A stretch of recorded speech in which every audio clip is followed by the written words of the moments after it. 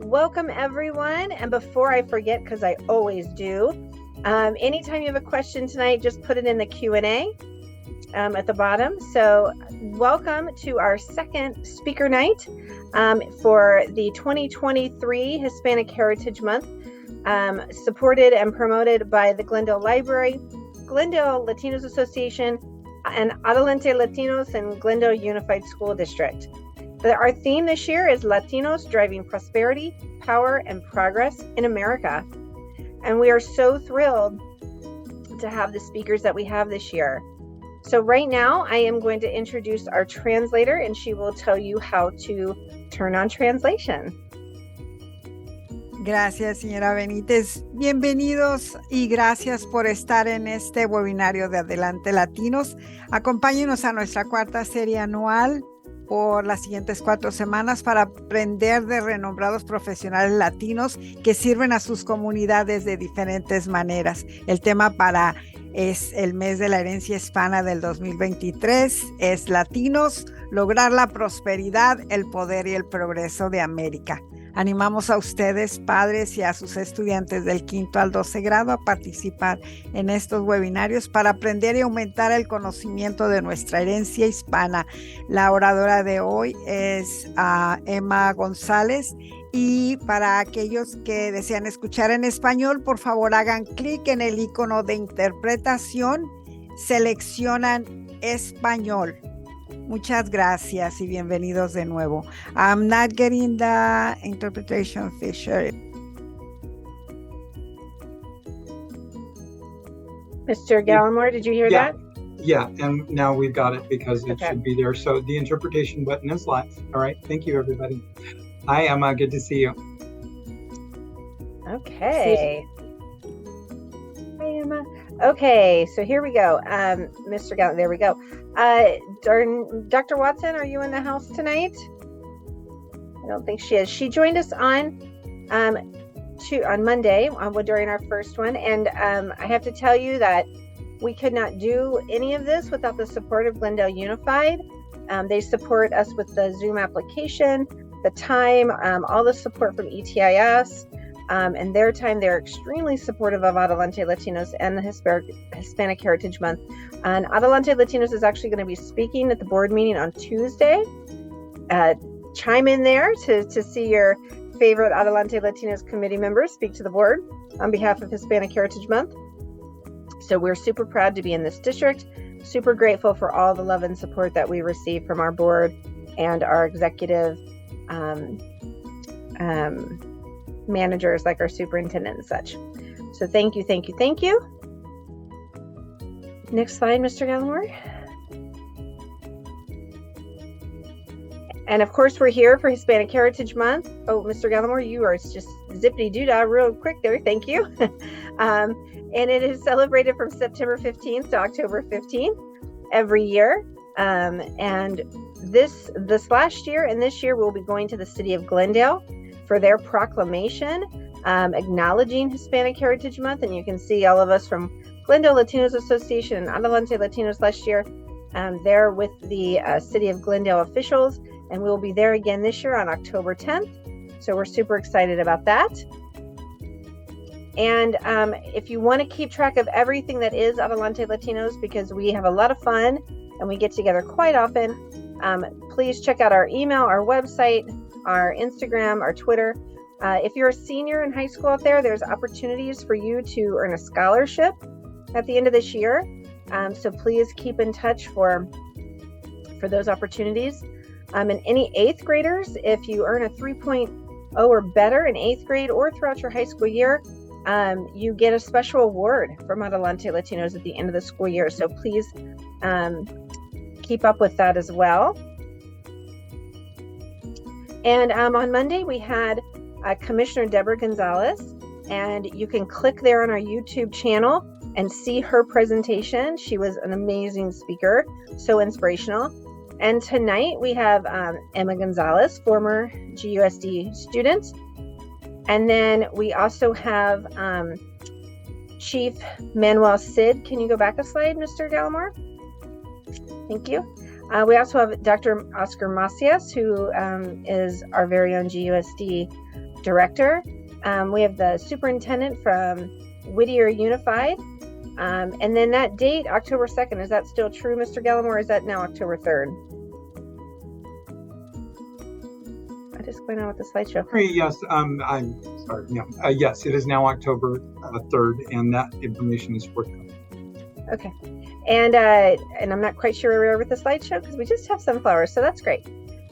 So we want to make sure that we thank everybody who helped us with tonight, including Jenny Quinones Skinner, Tigran Tobazagian, Natalia Lewis, Marisol Chinello, AJ Oviedo, Marissa Rose Gonzalez, Javier Guzman, the Glendale Library, Glendale Latinos Association, our Adelante Latinos co-chairs, Francesca Silva and Miguel Gonzalez, our fundraiser, Brenda Besserell, like I said, Dr. Darnika Watson, and our student moderators, Savannah Yanis and Mateo White.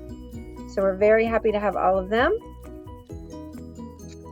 And then, like I said, our moderator tonight is Savannah Yanis, and our Zoom host is Dr. Bill Estrada Gallimore, who is amazing when he is not hitting the fast forward button on our slideshow, but he could not make any of this happen without him. So thank you very much, Dr. Gonzalez. And I'm going to hand it over now to Savannah, who is going to introduce you to Emma. Take it. Hi. This afternoon, our guest speaker is Emma Gonzalez, a Glendale High School graduate and a current student at the University of California, Los Angeles. Emma Gonzalez is a college freshman studying sociology, physiological sciences, and food studies at UCLA. She is a half Guatemalan and half Armenian athlete and a future healthcare professional. Her passions include advocating for equal rights, especially for the Latinx community in healthcare, and plans to pursue research regarding the subject in the future. She's also a previous GUSD, Adelante Latinos honoree, and a scholarship winner.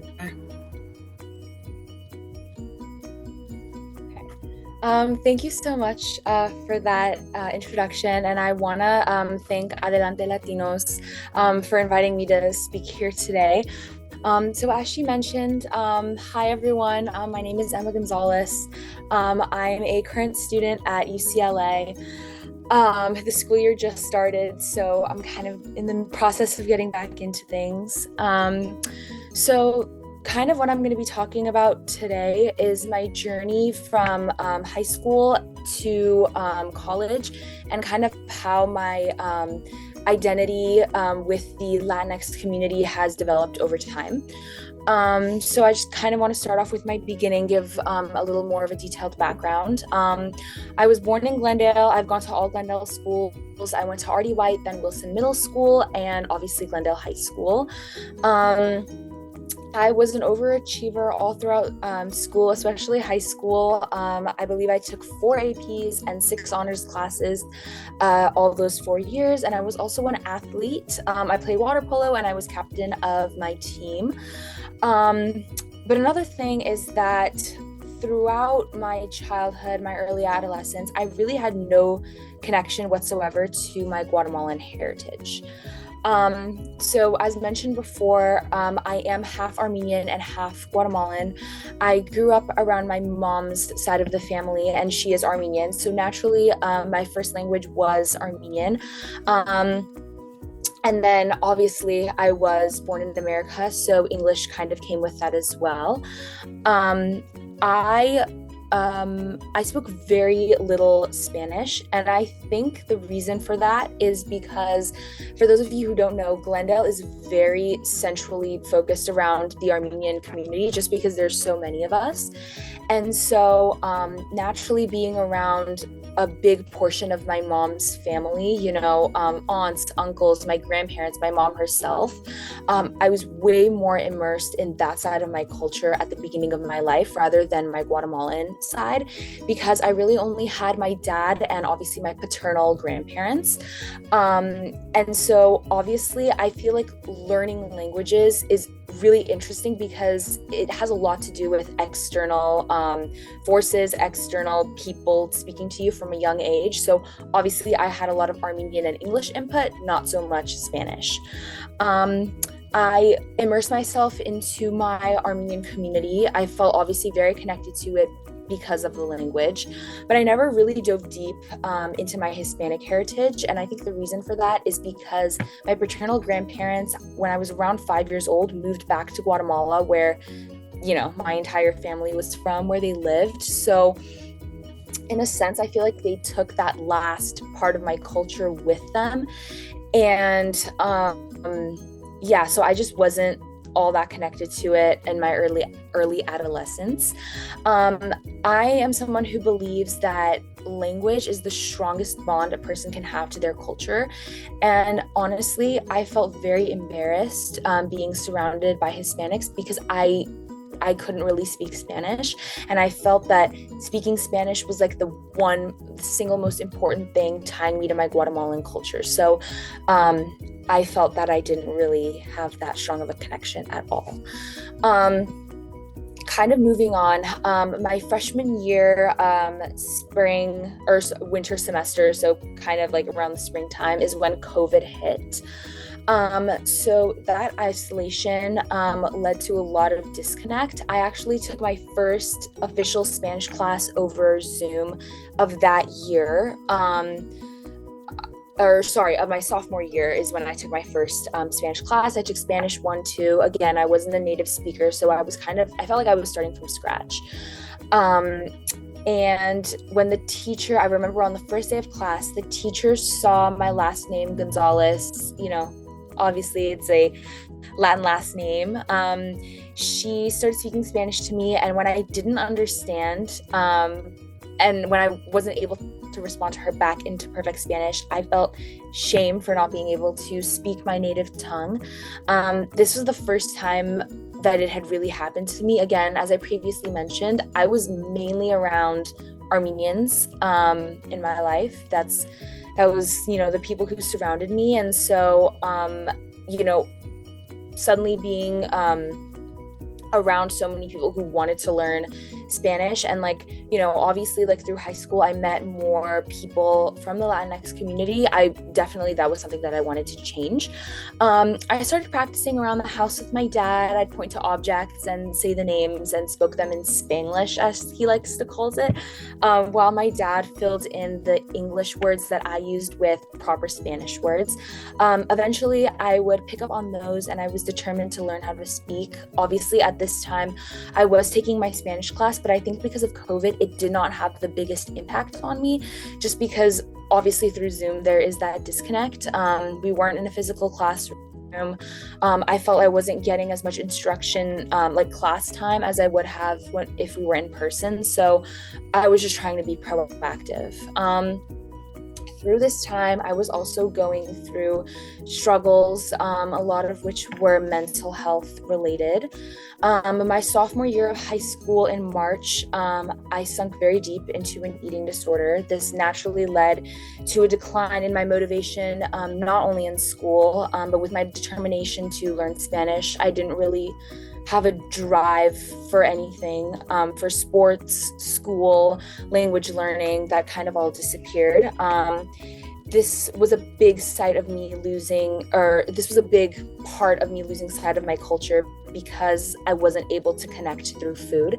And as I mentioned before, I feel like language is the biggest connect to someone's culture, but food is definitely another important one. And because of my anorexia, I felt I wasn't able to connect. I grew up eating some of my traditional food. Again, when my grandparents would come visit, my grandma would always make traditional Guatemalan food for me. But I felt that the few times that I did see her a year, I wasn't able to connect with her on that level, which was obviously very upsetting. To me, food equals three things, the first of which being love. Both of my grandmas cooking me my traditional cultural foods from a young age obviously had a really big impact on me. My maternal grandma would always make me garmir pilaf, which is a traditional Armenian food. I grew up on it. And then when my grandma would come visit from Guatemala, and I remember when I was really young, she used to make this dish for me all the time. It was black beans with plantains and a little bit of sour cream on the side.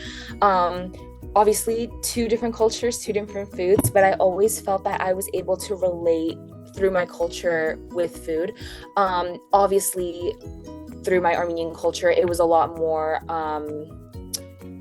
pronounced because I obviously grew up speaking the language. But even though I did feel disconnected from my Hispanic heritage because I didn't know Spanish, I was able to connect through food. Another thing that I think food equals is strength. I lost all motivation for school, like I previously said. I didn't want to put the extra effort in to converse with my dad in Spanish in an effort to become fluent. My determination came to a complete halt. I felt, again, like I said, I lost complete motivation, and I didn't let my grades slip. It honestly was like I didn't care enough. Obviously, having any kind of mental disorder or any kind of illness, mental or physical, takes a strong toll on like your mindset in terms of like your motivation to do things that don't have to do with your disorder. Obviously, I was hyper focused on food, weight, that kind of thing. So that took up so much space in my brain that I wasn't able to focus on things that had previously been important to me. Another thing that food equals to me is culture. Kind of like I mentioned before, I'm going to go deeper into it right now, but certain foods represented my culture. Like I said before, the garmin pilaf that my grandma used to make, along with dolma on my Armenian side, and then on my Hispanic side, it was black beans with plantains and sour cream, and I also enjoyed the occasional lengua taco. Me and my dad used to get them all the time. It was just traditional street food. I obviously, because of my disease, I wasn't able to connect on as deep of a level with my culture because I refused to eat my traditional foods. In my head, I had certain foods that were considered safe to me, and they, traditionally were like the more lower calorie foods. Whereas the traditional foods cooked with a lot of oil, a lot of carbs, a lot of things that I was restricting. So obviously I was not able to connect on that level. And then it's like my growing stage. After about a year of immense struggle and malnourishment, this time was from freshman year to sophomore year, I was struggling a lot. My family sought out treatment for me. I went to an amazing center called Center for Discovery, which is where I learned to obviously reconnect with food, but simultaneously reconnect with my culture as a result of that. I began to gain my strength back over time and regain my motivation to perform well in school again, and kind of like put in that extra effort that I had been lacking. Through my treatment program, I was able to reconnect with food, like I said before. Obviously, I took very small steps. I started small. I ate foods in my culture that I deemed as more safe, and then kind of gradually started to regain a normal diet once more. I kind of started out with the more culturally traditional salads, things that were lower calorie, but soon I graduated to carbs. I was able to enjoy tacos again.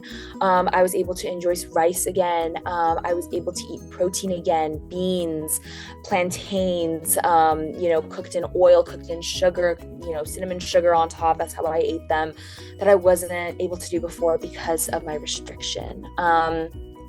I began speaking with my father again in Spanish. And then I also started speaking to some long distance friends on the phone and some friends that I had met in my Spanish classes. Obviously, there were some people that were taking Spanish that didn't put in as much effort as other people, but I was able to connect with people who, really cared about learning the language, that were kind of in a similar boat to me. They were ethnically Latin, but didn't grow up speaking Spanish, so they were determined to learn as well. And I won't lie, we probably sounded pretty ridiculous at times. We spoke at school, like during breaks, during lunch breaks, snack. And so we obviously did not sound like native speakers, but I think it was the fact that we were trying at all that really it pushed me to keep trying in other spaces as well, like with my food issues, and also speaking with my dad at home. I started taking my specifically my Spanish studies more seriously and began to reintroduce cultural foods back into my life. I was able to be comfortable at family functions again and truly engage with my culture in a way that I hadn't for so long. A big part of my anorexia was avoiding family functions at all costs, because I knew that those like calorically dense cultural foods would be present. Obviously, I was around those Armenian functions more, but the few, on my Guatemalan side, a few Guatemalan family functions that I did attend, I obviously, I didn't want to be there, or I avoided going. I made up excuses to avoid those events at all costs. But then luckily I gradually started going to them more, reconnecting with my culture. I feel like another big thing, and also being able to speak Spanish, was I downloaded the app Pimsleur and the app Duolingo and began practicing regularly to learn Spanish grammar. Obviously, in my Spanish classes at school, I was being taught the grammar, a more, if you will, a more formal way of speaking. But I think apps like Pimsleur and Duolingo not only allow you to learn grammar, but they also allow you to speak in a more, not necessarily an informal way, but a way that you would speak to your parents, your friends, people that you see in your day-to-day life that like you wouldn't speak to in a formal sense.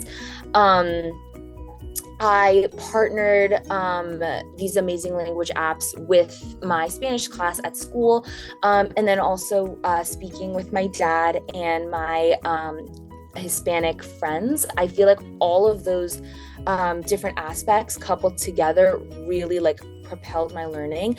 Another big thing that my Spanish teacher at school taught me was reading. Reading was a really important part of like getting into that Spanish speaking mindset. Obviously, I couldn't start with like the traditional chapter books, novels. I wasn't really able to understand those. I started with children's books and kind of worked my way up. And then music was another big connector in terms of like my culture. I started listening to a Get Ready With Me podcast every single morning in Spanish. It was a girl on Spotify. Every single day she would post, get ready with me while I do my makeup. Get ready with me. I'm gonna talk about my day in Spanish, And I would listen to her, and obviously like there were some words that I didn't understand, but in the context I was able to piece together what she was trying to say, and then eventually those words caught on in my brain and I was able to use them in conversations with my dad and also with my friends. I made more progress in my junior year of high school. I was involved in my city's Committee on the Status of Women. And by senior year, I was an active participant in the Glendale Memorial Hospital internship. So I kind of want to talk about those two things and how they affected my relationship with the Hispanic Latinx community. Regarding the Committee on the Status of Women, we kind of reported on all women in Glendale, which was my city. Through my work with them, our big project, I was a part of that program for 2 years, but 1 year, our big project was doing a census for all of the women in Glendale, coming up with statistics on women of all different cultural and ethnic backgrounds, obviously including Hispanics. We would gather information like, which cultures, which ethnic backgrounds had the highest paying jobs statistically, which ones were, passing away or had the highest mortality rate in hospitals, had the highest mortality rate giving birth, because obviously the city is kind of not necessarily divided, but there definitely are centralized locations where there are more African Americans, there are more white people, there are more Hispanics, there are more Armenians. Cities kind of have a way of you know, having like not that separation, but those like distinct little communities. So, you know, which ones had the highest, like, you know, police activity, who were the most people getting arrested. So honestly, I learned a lot through that program, and it honestly made me realize how unjust the medical system, the healthcare system treated people from the Latinx community, obviously through that program, specifically women. And then as I transitioned into senior year in my Glendale Memorial Hospital internship, I realized truly how deeply those issues ran. I had a pretty high clearance of level in the hospital. I was able to observe some surgeries. I was in the labor and delivery room a few times. I was actively observing in the ER, talking to doctors, physician assistants, nurses, ultrasound techs, radiology techs, phlebotomists. So I was around a lot of Hispanics in the healthcare community. So I was kind of able to get information from them as well. And it was interesting to use what I had learned from the Committee on the Status of Women and apply it to my hospital internship. Kind of how, you know, people were treated. I'm sorry, I'm looking at the comment section right now. Another thing was I gained leadership in my clubs at school, including Creative Writing Club, which I was the co-president of, Book Club, which I was also the co-president of, National Honor Society, which I was the secretary for, and then We Club, which I was the social media manager for. We Club is it's a organization, it's non-profit, and basically every year they have a huge walk through Glendale. It's a huge group of us. We make signs, we make posters, we raise money, and everyone who's walking usually gets a sponsor, their parents, aunts, uncle, whoever, to sponsor them while they walk, how much they walk, and then we use all that money and we send it to a village in Africa to build a well. So I was an active member in that club as well. At this point, I was having active conversations with my dad in Spanish and no longer sat and simply listened to him speak. Before, he was doing a lot of the heavy lifting in our conversations. I was slowly able to piece together what he was saying. I was able to understand him, but it was hard to take an active role just because my vocabulary wasn't as immense as his was as a, you know, native speaker. I was able to connect with him on that level, and not only him, obviously my friends as well. I was getting involved in the actual conversation, I like to say. You know, my senior year, I was also applying to college fall semester. I applied to schools like NYU, UCSB, Pepperdine, Northeastern, UCLA, University of Oregon, University of Washington, USC, and many more. And I think for the first time in my college essays, because again, for those of you who don't know, you have to write a lot of essays when you're applying to college, different essays for every college, and some of them have multiple that you have to write. I noticed a pattern. A lot of them were like more cultural questions. You know, they were asking things like, you know, how has your native language impacted how you see the world? Or, you know, we want to hear about cultural diversity in your city. Can you speak on that? Questions of that nature. And up until that point, I really only felt like I could answer those things from the Armenian perspective. And it sounds pretty awful, but I felt like a real Armenian, but not a real Guatemalan. Kind of like I said, that was due to the language. But at this point in my journey, I felt like I was able to speak on the Latinx community, my Hispanic Guatemalan culture, with like a lot better than I was before.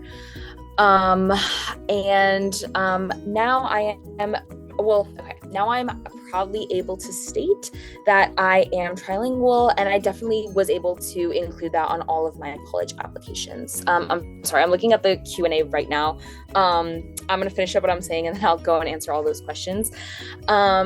Recently, like I said, I moved in to my dorm at UCLA. That's where I'm calling from right now. I will be studying physiological sciences, which is anatomy, and food studies with a pre-med emphasis, with hopes of becoming a dermatologist dermatologist or a cosmetic physician's assistant. I still take an active role in the Committee on the Status of Women, and for those of you who are interested, they are taking applications this fall, and I will be one of the people helping to choose next year's cabinet. And I recently passed the torch to the next group of interns at Glendale Memorial Hospital, because those people filter out every single year. They get a whole new group. I'm still trying to figure my life out. I'm just 18 years old. I will and always will be in recovery from an eating disorder.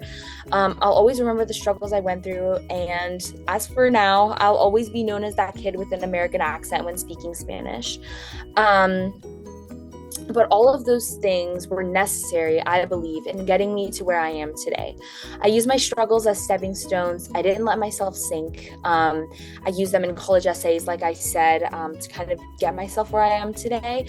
And I feel like acknowledging my struggles, not only with my mental health, not only with school, but also with my culture, got me where I am today. And I emerged victorious. Thank you so much for listening. I can get into the Q&A now. I'm gonna start answering these questions. So the first one is, if there was something you could change in our community or the world, what would it be? I feel like it's a very complex question, just because I feel like it kind of depends on where you live. Where I lived, speaking Spanish for Hispanic heritage, or kids that had Hispanic ancestry, Hispanic heritage, wasn't emphasized. So I feel like in my city specifically, that's one thing that I would want to change, like putting an emphasis on like learning Spanish from a young age, because it definitely is important. How did you overcome anorexia? I overcame anorexia kind of like I said. It felt like exposure therapy. There were some days where I did feel like giving up, but I think having a family that like pushed me and took such an active role in my treatment really helped. And kind of, as I said, having that motivation to reconnect with my culture through food really helped. Let's see. What famous person do you feel related to towards your experiences? I feel like that's a hard question. I don't think there's one specific person.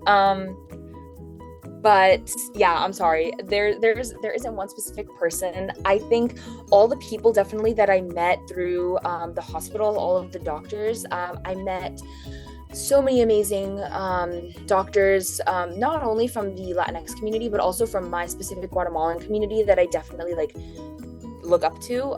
Not necessarily celebrities, but definitely someone that I admire. What are your recommendations during high school years to make it to UCLA? This is a question I get a lot from people in my high school that I talk to, but I think the most important thing is to get involved. And I feel like this is such a cliche thing to say, but when you're filling out your application, you want to be as genuine as possible. You know, I talked a lot about my eating disorder. I talked a lot about my struggle with learning Spanish, and those things, you know, from the mind of a high school student, it might not seem like something a college counselor wants to hear, that, oh, you struggled, you know, you had a hard life. Like, I feel like high schools think that college counselors want to see you as someone who's perfect, you know, has all their ducks lined up in a row, is fluent in like 10 languages, took like 14 APs, but it's not, you know, they want to know your struggle. What are your plans for the future? Like I said, I want to go into dermatology or be a physician assistant. But in my time at UCLA, I think my main goal is to get involved in research regarding what I learned in the Committee on the Status of Women, where women of Hispanic lineage aren't treated necessarily as fair. Specifically, they have way higher mortality rates in labor than women of other races do. So I definitely want to pursue research in that. And one thing I forgot to mention is I also am planning on advancing in my athletic journey, and I am currently looking into being recruited by the rowing team. So that's something else exciting. How's your experience at UCLA going so far? Is it a big adjustment from high school? I've only been here for less than a week. I haven't been taking any classes yet. I've just been meeting people and networking. But I think definitely like I'm really close to home, but you know, like I have gotten homesick. I think what helps though is my roommates are amazing, and we last night had like a very proactive, active conversation about our different cultures, because the three of us are from very different cultures. So we had a very candid conversation, like, just like cultural differences. Like, we definitely had that conversation. So I think knowing that I have roommates who like respect my culture, like, has definitely helped my adjustment. What other language would you want to learn now? Me and my sister both want to learn American Sign Language. I think that's something really important to know as a future healthcare professional, because LA does have a pretty big deaf community. So being able to speak with my patients in their native language and not necessarily like have an interpreter will help with like my connection with patients. Would you recommend UCLA? And how much did you get in scholarships? So I would definitely recommend UCLA. I was basically raised on the campus. My mom was a Bruin. In terms of scholarships, UCLA has its own database for scholarships. And then I also applied to a lot of private ones. Definitely look into it. Anything like niche you're interested in, it doesn't necessarily have to be something big, like, a Hispanic Heritage scholarship. But although Adelante Latinos does have an amazing scholarship, it can be something like, you like a specific video game, there's a scholarship for you, I promise. So like niche things, that's kind of how I found all my scholarships. Is there something, I already answered that question. What was it like working in a hospital? The hospital environment was very high pressure, I won't lie. I was just an observer. Obviously, I wasn't allowed to take part in like the surgeries. Like, I wasn't able to assist. I was just there to watch and learn. And sometimes, like, especially in the ER, in the operating room, labor and delivery, they're very high stress environments. So if anything, like, you kind of feel like you're being a bother, like a nuisance. But it was intense. Obviously, like, the doctors, they know what they're doing. So they wanted me to ask questions. They wanted me to like pull out my notepad and take notes.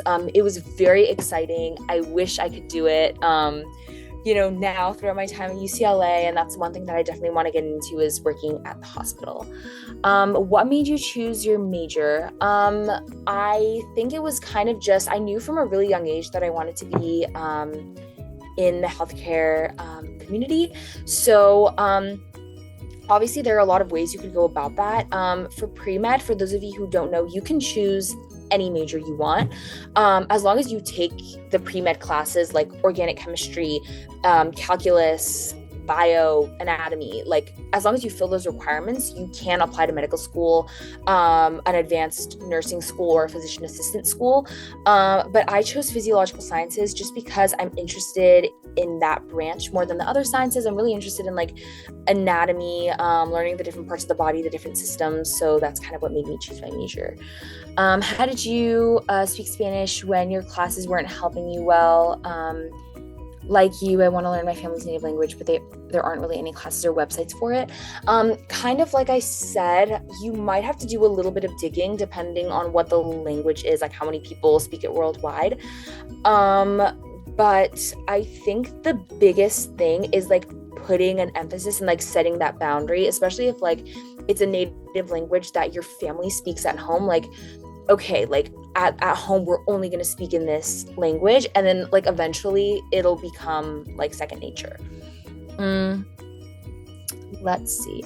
Are there friends who spoke Spanish to you also in Guatemala? Yes, there are friends who, like I mentioned before, like we did speak Spanish to each other at school. And again, with them is kind of where I learned like the more, not necessarily slangy Spanish, but the kind of language that people speak normally, like not the kind of language that you would speak in a university or a classroom, every day-to-day Spanish. What would you tell students currently learning Spanish in high school in order to motivate them to keep going with the language, especially those who need some extra motivation?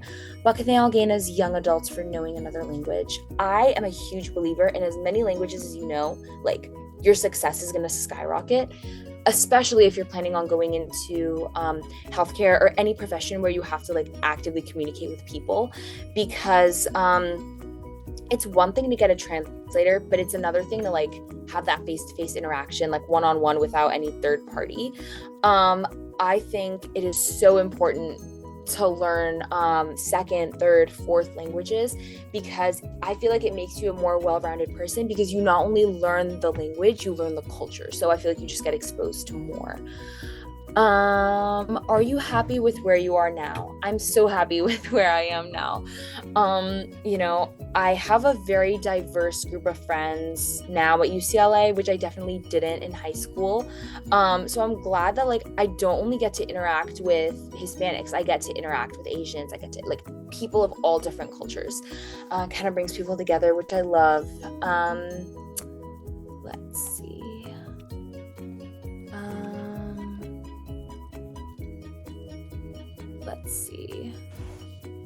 Okay. When did you find the time in your senior year to write all of those essays?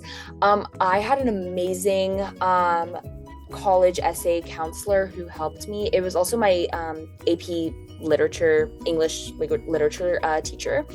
One thing that I definitely would recommend is you sit down, you get home, you dedicate an hour or 45 minutes or hour and a half, like however much time. And then you go to one person to edit your essays. Don't have multiple people, because you're gonna have like multiple voices. It'll make your writing confusing. Pick one person, sit down with them, edit your essays. Literally in the spare moments, in the spare time, you have to truly want to make the time. I was actually looking through my Google Docs the other day, and I ended up writing 60 plus essays, but I also did apply to way too many schools, I feel like. So I applied to like 18, and you definitely don't need to do that. So yeah. Oh, my dad is saying hi. Hi. Let's see.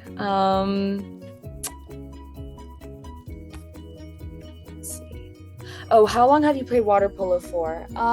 I started water polo my freshman year. I have been swimming for 8 though, so I kind of got into it as like a newbie, but I feel like the team my freshman year was really close. Like we all supported each other, so it was a good environment. How did you overcome high school stress? I think a big part of it was I have a therapist that I talked to kind of like after I was done with my treatment center, kind of like as an unbiased person. I think self-care is so important, and finding out like what your self-care thing is. Like for me, it was kind of having like a quiet time in my room, reading a book with a candle on, and like I had to do that like multiple nights to kind of like stay sane. So it's kind of like finding not only that, but like your people, and having people who support you in any aspect. Learning a new language in your classes, like it's very important. So finding your people is definitely something that like helped me with the stress, and also my family. Let me see. I'm looking through, making sure I answered all of these.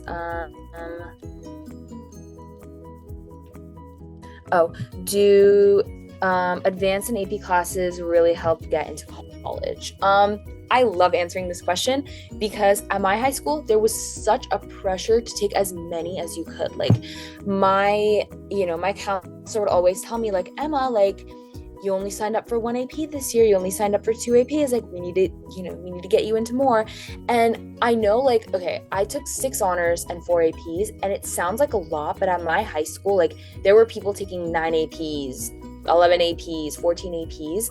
And, I can't speak for other schools, but UCLA and like all of the UC system, they admit students, like they compare you to other kids in your school. So I was worried that like, because I hadn't taken as many APs as like other people in my school, that I didn't even have a shot. But obviously I did, because I am at UCLA now. But I think a big part of it, especially the entire UC system, places a huge emphasis on your extracurriculars, and honestly, like small things that you put in your application too. Your interests, your activities, your clubs, how many languages you speak. Again, like the more you know, the more impressive you seem to colleges.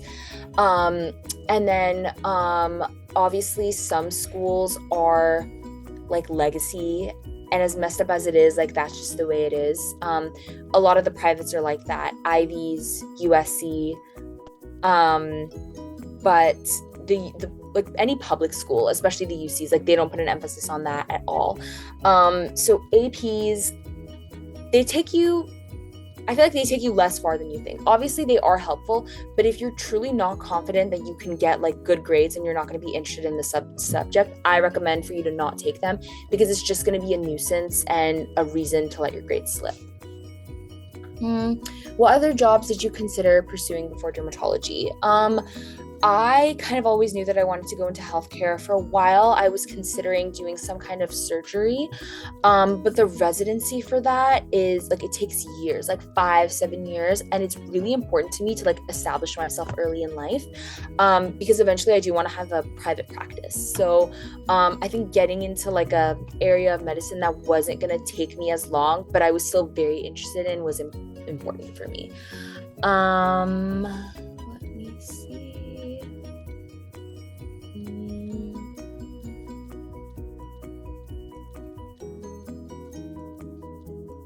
I think that's all the questions.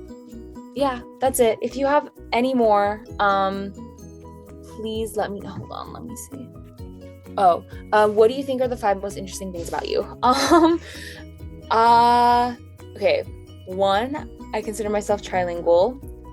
2, I am an athlete.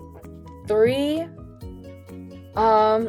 this is so hard. I am currently writing a book right now. It's a work of fiction, so that's, I guess, pretty interesting.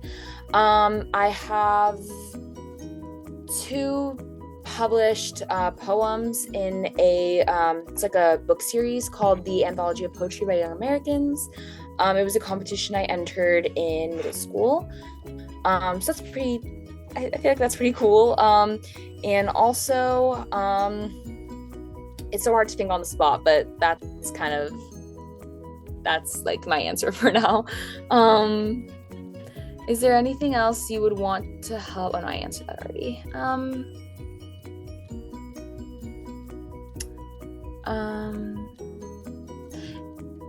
Let's see. What do you enjoy about your bicultural background? I think the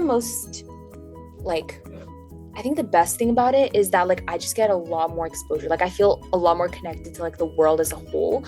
And I think it honestly made me open to like not like exploring and like being open to like more cultures. My senior year of high school, there was an Italian foreign exchange student, and me and her grew really close, and she actually moved back to Italy, but we still talk almost every single day. And I feel like obviously like Spanish and Italian are 2 languages that are like really similar, and that's what we bonded over originally, like, oh, like let's compare words in our 2 languages. So I feel like having like that bicultural background like allows me to like, you know, like instantly connect with more people. Have you visited Guatemala or Armenia? I've visited Guatemala, not Armenia though. Would you like to have your book published? Yes, I would. I definitely like, I'm in the process of writing it now. Maybe a third of the way done. I'd probably still need to get it edited, but yes, I definitely would want to get it published.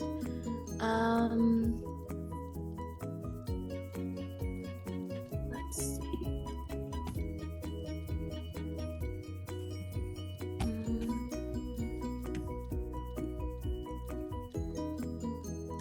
Who's your favorite singer in Spanish? Armenia. So in Spanish, I kind of listen to like a variety of different music. My dad, that was one thing that like we connected on, and like it kind of like helped with my culture, was through music. Spanish music, I don't have a favorite artist, but the song that I've been listening to, it's kind of been like my anthem of the summer, is Me Gustas Tú, my favorite. And then in I don't have actually no, in Armenian, my favorite singer, it's their 2 sisters, Inga Anush. They have amazing music, so I love listening to them.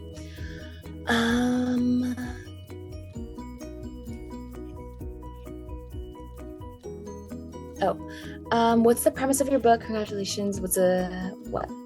Okay, thank you so much. The premise of my book, it's kind of like a young adult fantasy, made up world, and it's just like teens kind of going through like the trial, because the world is set up in a way where like obviously there are a lot of problems, so it's kind of set up in a way where like they're navigating through that.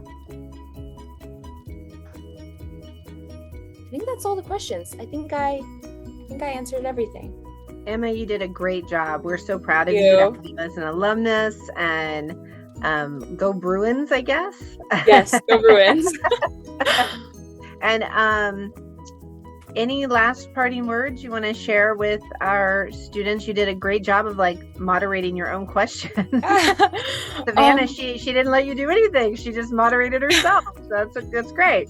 I'm so sorry I stole your job, but yeah, I just want to thank you again, and I want to thank Adelante Latinos for having me here today. I loved being a guest speaker. I loved connecting with all of you, and just thank you for giving me this opportunity. Well, we loved having you back, and the longer I've been in Glendale, the more I'm in Glendale, the more students I meet that are bicultural, and it's such an important voice, because my own children are, they're bicultural as well. And so I think they're not alone, and trying to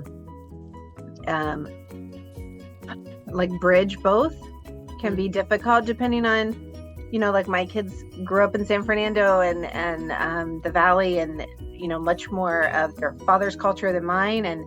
And that's great. But I know it's difficult for them sometimes, kind of finding where they belong.